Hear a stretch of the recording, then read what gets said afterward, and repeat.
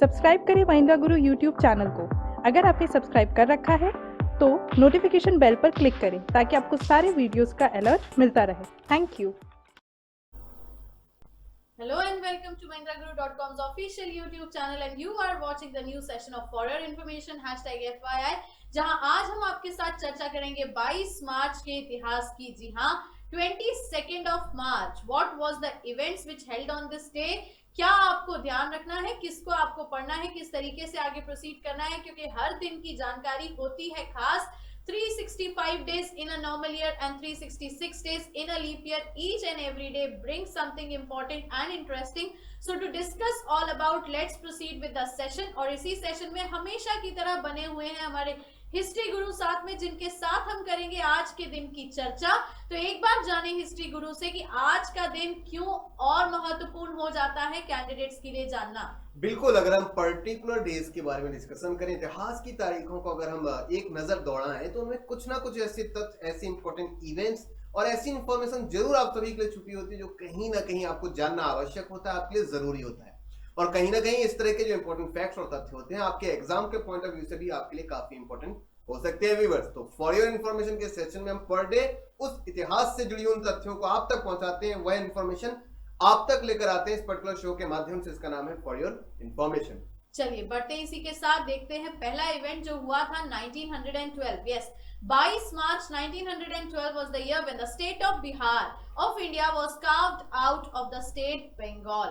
Self defined event है, लेकिन फिर भी हिस्ट्री गुरु से जानेंगे कि ये और किस तरीके से घटना घटी थी। बिल्कुल, अगर हम यहाँ पर बात करें कि भारत में जो राज्यों का विभाजन हुआ और उस पर एक के बाद एक नए राज्य सामने उभर कर आए, जैसे कि हमने कुछ प्रीवियस ईयर्स में भी देखा है। जैसे तेलंगाना राज्य की अगर हम बात करें तो आंध्र प्रदेश राज्य से वह अलग होकर बनता है तेलंगाना, जो कि 2014 में भारत का 29वां राज्य बना। उसी प्रकार अगर हम इंडिपेंडेंस के आसपास की बात करें तो उस समय भी राज्यों का पुनर्गठन हो रहा था, उनकी राज्य की जो सीमाएं हैं उनका पुनर्निर्धारण हो रहा था। लेकिन यह जो फैक्ट है वह 1912 का है, यानी कि अंग्रेजों के समय का है। तब तक हमें आजादी यानी कि स्वतंत्रता नहीं मिली थी। तो अंग्रेजों के माध्यम से 1912 को 22 मार्च 1912 के दिन अगर हम बात करें, बंगाल जो प्रेसिडेंसी थी, बंगाल जो प्रांत था जो कि काफी बड़ा, उसके अंतर्गत उस समय तक बांग्लादेश जो आज हमारा है वह भी बंगाल प्रांत के अंतर्गत ही आता था। लेकिन यहाँ पर हम बात करते हैं बिहार की, तो बिहार स्टेट की फाउंडेशन होती है आज ही के दिन 1912 में, और वह बंगाल से हटकर एक नया राज्य बनता है। बिल्कुल, तो अगले इवेंट की तरफ अगर हम बढ़े तो 1977 was the year, 22nd March was the day when Indira Gandhi resigned as Prime Minister of India.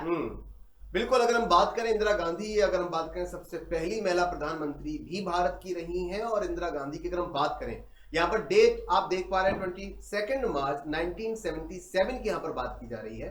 तो यहाँ पर हम देखें इमरजेंसी यानी कि आपातकाल का समय भी हुआ था इंदिरा गांधी के टाइम पीरियड पर। आप सभी को मालूम है कि आपातकाल पूरे देश पर लगाया गया था। तो हम यहाँ पर अगर डिस्कशन करें कि आपातकाल खत्म हो जाने के बाद 1977 में इंदिरा गांधी ने as a PM post resign कर दिया था, क्योंकि उनके खिलाफ जो भी मुकदमे हाई कोर्ट में लंबे थे उनका जो फैसला आया था वह इंदिरा गांधी के खिलाफ आया था। तो कहीं ना कहीं एज अ प्राइम मिनिस्टर उन्हें नैतिक मूल्यों के तहत अपना रिजाइन देना पड़ा। बिल्कुल, तो आगे बात करेंगे बर्थडेज की, किन के जन्मदिन होते हैं आज ही के दिन 22 मार्च को। तो the first personality which we have that is Surya Sen. 1894 was the year जब सूर्य सेन का जन्म हुआ था। तो बिल्कुल हिस्ट्री गुरु से जानेंगे कि कौन थे सूर्य सेन। बिल्कुल, अब थोड़ा सा हमारे व्यूअर्स को लग रहा होगा कि थोड़ा सा अनडिफाइंड पर्सनालिटी है, ज्यादा फेमस पर्सनालिटी नहीं है, लेकिन फिर भी आज के लिए, आज की तारीख के लिए इनका जन्म काफी महत्वपूर्ण है। इनके बारे में थोड़ा सा डिस्कशन करें। इनका जन्म आज ही के दिन 1894 को बंगाल प्रांत में हुआ था, जैसा कि हमने पहले भी डिस्कशन किया। He was a Bengali Indian independence activist. जी हाँ, बंगाल से जुड़े हुए और भारत की स्वतंत्रता से जुड़े एक कार्यकर्ता भी रहे थे, यानी इंडिपेंडेंस एक्टिविस्ट भी रह चुके थे। इनके बारे में तो बंगाल की अगर हम हिस्ट्री की बात करें, बंगाल के इतिहास की बात करें, तो एक स्वतंत्रता के नायक के तौर पर रखा गया है इस पर्टिकुलर हिस्ट्री में। और अगर इनकी डेथ की अगर हम बात करते हैं तो 12 जैन 1934 को इनका देहांत हो जाता है। बिल्कुल, चलिए तो देखते हैं next personality 22nd of March को जिसका जन्म हुआ था, तो Munshi Daya Narayan Nigam. 1882 was the year, 22nd March was the date जब मुंशी दया नारायण निगम जी का भी जन्म हुआ था। तो हिस्ट्री गुरु से जानेंगे कि कौन थे ये महान शख्सियत। बिल्कुल, अगर हम मुंशी दया नारायण निगम की सब की बात करें तो आज ही के दिन 1882 में कानपुर जो शहर है उत्तर प्रदेश का, वहां इनका जन्म हुआ था। इनके पर्सनालिटी, इनके बारे में अगर कुछ डिस्कशन करें तो वह जाने माने पत्रकार थे और साथ ही साथ एक समाज सुधारक भी थे। जी हाँ, जाने माने पत्रकार और समाज सुधारक थे। इनका जन्म कानपुर में हुआ था, जो कि आज उत्तर प्रदेश का हिस्सा है। और इनकी डेथ की अगर हम बात करें तो 1942 को इनका देहांत हुआ था। तो जाने माने समाज सुधारक और पत्रकार मुंशी दया नारायण निगम का आज ही के दिन 22 मार्च को जन्म हुआ। बिल्कुल, तो आगे अगर बढ़े तो हम बात करेंगे अब पुण्यतिथि की कि किसकी पुण्यतिथि होती है 22 मार्च को, किसका निधन हुआ था, देहांत हुआ था। तो personality which we have that is A.K. Gopalan. 1977 was the year, 22 March was the date when A.K. Gopalan died. तो बात करेंगे हिस्ट्री गुरु से कि ये शख्सियत कौन थी। बिल्कुल, अगर A.K. गोपालन सर की बात करें, इनका जो डेथ है, इनका जो निधन हुआ था वो 1977 को हुआ था आज ही के दिन। अगर हम साउथ की बात करते हैं, भारत के दक्षिण रीजन की बात करते हैं, तो वहां पे जो इंडिपेंडेंस एक्टिविस्ट हैं उनमें एक प्रखर नाम, एक प्रमुख नाम उभर के आता है A.K. गोपालन सर का। अगर इनके हम जन्म की बात करते हैं तो इनका जन्म 1 अक्टूबर 1904 यानी कि 1904 को केरला स्टेट में हुआ था। He was an Indian communist leader. जी हाँ, इंडियन कम्युनिस्ट लीडर और इंडिपेंडेंस एक्टिविस्ट थे अगर हम बात करें साउथ रीजन की। और इनका देहांत जैसा कि हमें मालूम है आज ही के दिन केरला स्टेट में ही हुआ था। तो जाने माने इंडिपेंडेंट एक्टिविस्ट थे के गोपालन, जिन्होंने भारत की आजादी में और यूं कहें कि गांधी जी के अलग अलग जो भी आंदोलन हुए थे उनमें भी बढ़ चढ़कर हिस्सा लिया। तो उनका आज ही के दिन 1977 में इनका निधन हुआ। बिल्कुल, तो आगे बढ़ेंगे क्वेश्चन आंसर सेशन की तरफ। देखेंगे FYI क्वेश्चन बैंक में आज किस तरीके के क्वेश्चंस ऐड ऑन हो रहे हैं। FYI क्वेश्चन बैंक के नए क्वेश्चन बैंक के पेपर के लिए चलिए बढ़ते हैं, देखते हैं questions and let's look over आज के पेज का पहला question. Who among the following Mughal rulers was the contemporary of Queen Elizabeth I of England? निम्नलिखित मुगल शासकों में से कौन सा शासक इंग्लैंड की महारानी एलिजाबेथ एक का समकालीन था? हाँ जी हाँ, यहाँ पर अगर समकालीन वर्ड की अगर हम बात करें तो इसका मतलब है कि जब इस समय वह मुगल शासक, यानी कि जब इंग्लैंड में महारानी एलिजाबेथ फर्स्ट का शासन था, तो उस समय भारत में किस पर्टिकुलर मुगल शासक का शासन था, यानी कि दोनों एक ही समय पर अलग अलग देशों में शासन कर रहे थे। ऑप्शंस की बात करें, first one is Humayun, next one is Akbar, third one is Jahangir and last one is Shahjahan. तो डेफिनेटली आंसर की बात करें तो स्क्रीन पे आ भी चुका है ऑप्शन नंबर बी अकबर। बिल्कुल, बात करें तो 1556 से लेकर 1605 तक इनका जो टाइम पीरियड रहता है। अगर हम अकबर की बात करते हैं तो अकबर का भारत में जो शासन रहा है मुगल काल के तौर पर 1556 से लेकर 1605 तक रहा। और अगर हम एलिजाबेथ प्रथम महारानी की बात करते हैं तो उन्होंने भी इंग्लैंड में 1558 से लेकर यानी कि 1558 से लेकर 1603 यानी कि 1603 तक शासन किया। चलिए बढ़ते हैं इसी के साथ अगले प्रश्न की तरफ।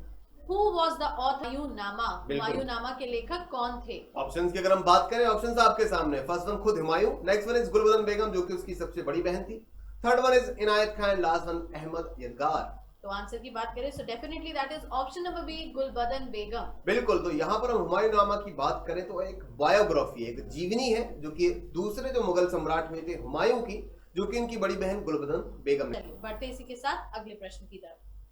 Who among the following has started the Public Works Department in India? निम्नलिखित में से किसने भारत में सार्वजनिक निर्माण विभाग की स्थापना की थी? ऑप्शंस आपके सामने है कि किस गवर्नर जनरल की बात यहाँ पर हो रही है, कि कौन सा गवर्नर जनरल था जिसने इस पर्टिकुलर निर्माण विभाग की स्थापना की थी। ऑप्शंस की बात करें, first one is Lord William Bentinck, next one is Lord Dalhousie, third one is Lord Wellesley and last one Lord Cornwallis.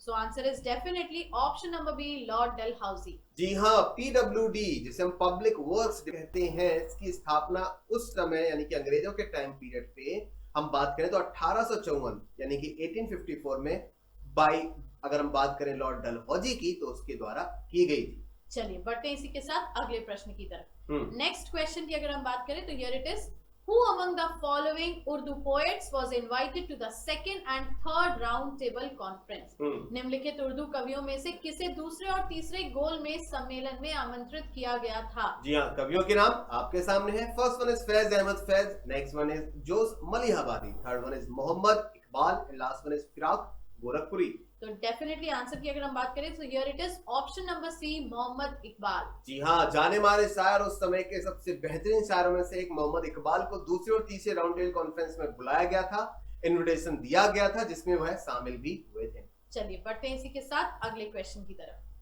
In which one of the following sessions was the Indian National Congress split into moderates and extremists? निम्नलिखित में से किस एक अधिवेशन में भारतीय राष्ट्रीय कांग्रेस का उदारवादी तथा चरमपंथी विभाजन हुआ था? ऑप्शंस की बात करें पर्टिकुलर सेशंस की, तो ऑप्शंस आपके सामने, first one is Nagpur session, second one is Allahabad session, third one is Surat session and last one is Calcutta session. तो डेफिनेटली आंसर की अगर हम बात करेंगे so here it is option number C, Surat. जी हाँ, 1907 में सूरत गुजरात में जो कांग्रेस का सेशन हुआ था, इसमें कांग्रेस के जो नेता थे, जो लीडर्स थे, वह विचारधाराओं के आधार पर मॉडरेट और एक्सट्रीमिस्ट विचारधारा जो थी, एक हम बात करें नरम दल था और एक उग्र अगर या गरम दल की अगर हम बात करें तो नरम दल और गरम दल में विभाजन हो गया था।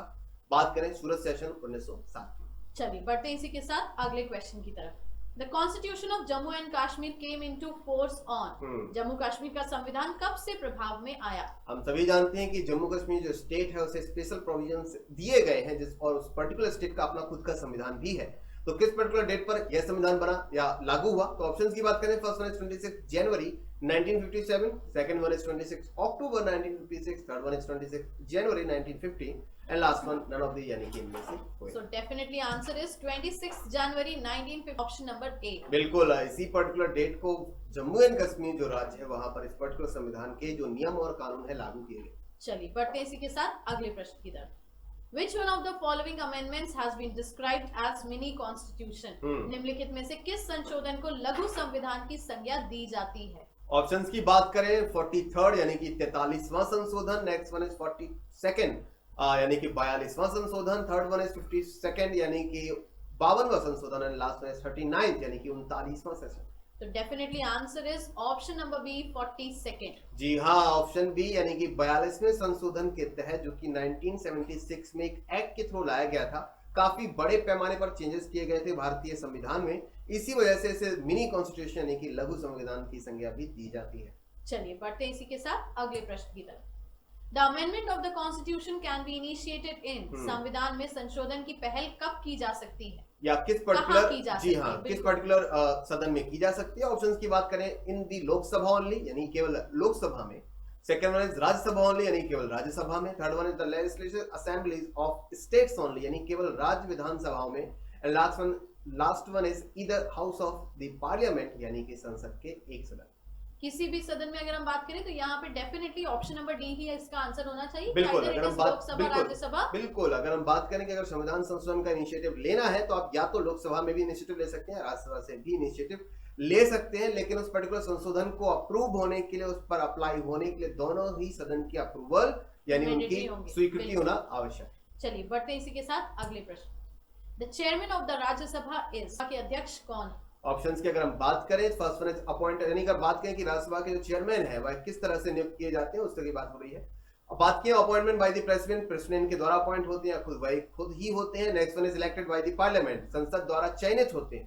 Third one is the vice president of ex officio chairman यानी कि उपराष्ट्रपति पदेन अध्यक्ष होता है, and third one is elected by the members of the council of states यानी कि राज्य परिषदों के सदस्यों द्वारा चुना जाता है। सो डेफिनेटली आंसर की अगर हम बात करेंगे तो here it is option number C, the vice president of ex officio chairman. जी हाँ, राज्यसभा के अध्यक्ष हमेशा उपराष्ट्रपति ही होते हैं, तो option number C is the right answer. चलिए बढ़ते हैं इसके साथ आखिरी क्वेश्चन की तरफ, and here it is disputes regarding the election of president and vice president are settled where. राष्ट्रपति तथा उपराष्ट्रपति के निर्वाचन से संबंधित विवाद का निपटारा कहाँ किया जाता है? ऑप्शंस की बात करें, first one in the supreme court यानी कि सर्वोच्च न्यायालय में, next one is by the election commission यानी कि निर्वाचन आयोग द्वारा, third one is by the parliamentary committee यानी कि निर्वाचन आयोग द्वारा, नन ऑफ दीज यानी इनमें से कोई नहीं। चलिए तो आंसर की अगर बात करेंगे so here it is in the supreme court. बिल्कुल, सुप्रीम कोर्ट के माध्यम से ही प्रेसिडेंट और वाइस प्रेसिडेंट में अगर कोई भी मतभेद होते हैं उनके निर्वाचन से जुड़े हुए, तो सुप्रीम कोर्ट जो कि भारत की सबसे बड़ी कोर्ट मानी जाती है, वहां इस विवाद का निपटारा किया जा सकता है। चलिए तो इसी के साथ we'll end up this session. मुलाकात होगी आपसे फॉर योर इन्फॉर्मेशन #FYI के नए सेशन में।